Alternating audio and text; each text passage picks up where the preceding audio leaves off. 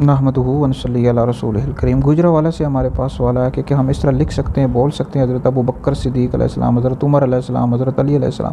تو اس حوالے سے یاد رکھیں یہ جو مسئلہ ہے یہ مختلف ہی ہے، یعنی اس میں علماء کا اختلاف ہے۔ زیادہ تر علماء کی یہ رائے ہے، اکثر علماء کا یہی نظریہ ہے کہ یہ جو علیہ السلام ہے یہ فرشتوں اور انبیاء علیہ السلام کے ساتھ خاص ہے۔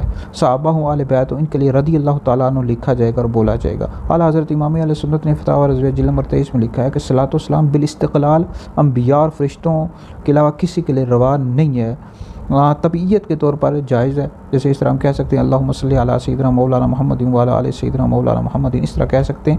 مستقل طور پر یہ فرشتوں اور انبیاء علیہ السلام کے ساتھ خاص ہے۔ اعلیٰ حضرت نے لکھا ہے کہ صحابہ کے لیے رضی اللہ تعالیٰ عنہ لکھا جائے گا اور اولیاء کے لیے رحمۃ اللہ علیہم۔ اولیاء کے لیے، علماء کے لیے رضی اللہ تعالیٰ عنہ بھی لکھ سکتے ہیں، کوئی حرج نہیں ہے۔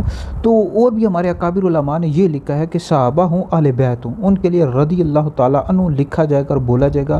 علیہ السلام یہ فرشتوں اور انبیاء علیہ السلام کے ساتھ خاص ہے۔ بہرحال یہ ویڈیو سن کر آگے بھی شیئر کریں، یہ آپ کے لیے بہت بڑا صدقہ جاریہ ہے۔